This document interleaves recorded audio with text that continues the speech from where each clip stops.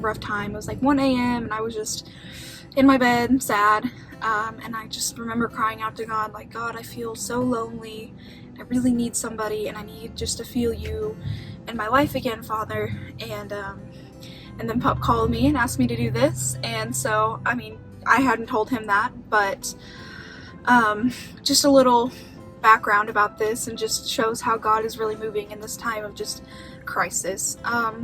So being a disciple in today's world is definitely different, especially with all of the panic and stuff going on.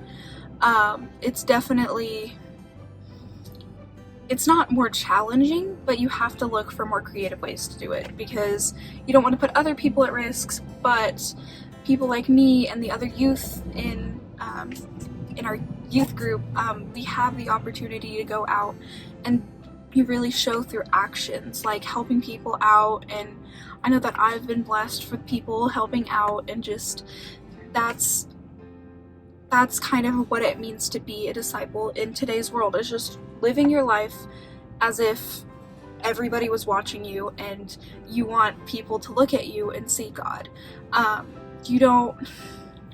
It's not always the going up to people and talking to them about the Bible or about the gospel.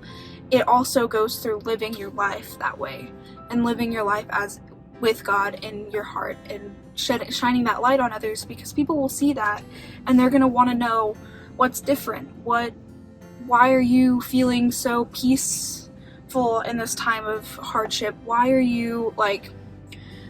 is that? I want that. And people are going to look for you for that. So today, I have my Bible with me, sorry. Today I'm reading Luke 7, 1 through 10. If I can get my Bible there. And it is about a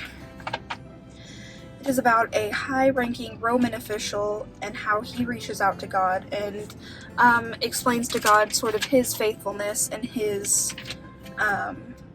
and how God rewards faithfulness. So yeah. Alright. Luke 7, 1 through 10 says, When Jesus had finished saying all this in the hearing of the people, he entered the Capernaum. There a centurion's servant, whom his master valued highly, was sick and about to die.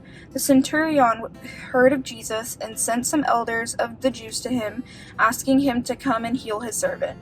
When they came to Jesus, they pleaded earnestly with him, "This man deserves to have you do this, because he loves our nation and has built our synagogue."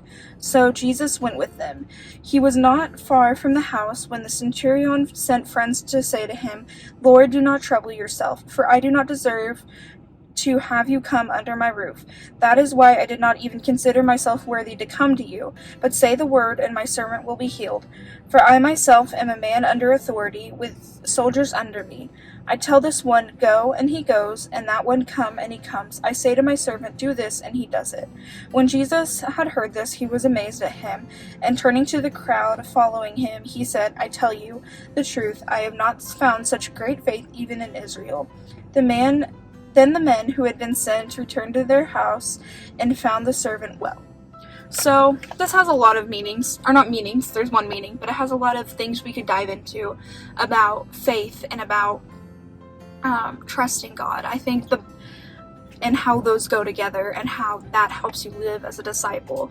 So this man, he was a high-ranking official. He had many servants. He had people under control of him, but despite that power and despite all he had, all of the worldly things he had, he still didn't consider himself worthy enough to go and meet Jesus personally.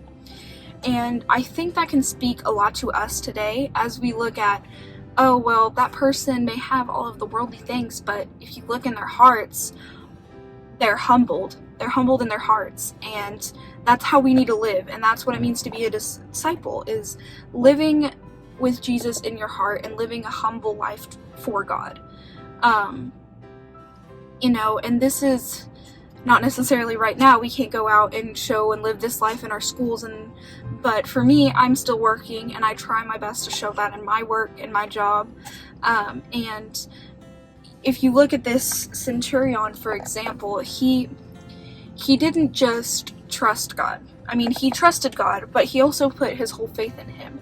He said, "Say the word and my servant will be well." And this shows just the unsurmounting faith he had in God. He didn't need to see God. He didn't need to physically interact with God. All he knew is that he had the faith, and if God said the word, it would be done. And he was living as a disciple because other people saw this, and other people were looking at him and wondering where this faith came from. And God rewarded that with healing his servant.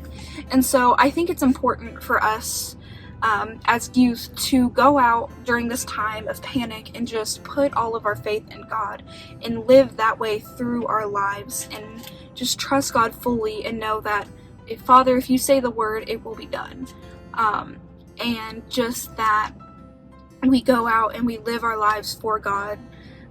That way others can look at that and look for us and look for God as a source of comfort. And as I pray for you all this week, I pray that you will just find peace and find comfort and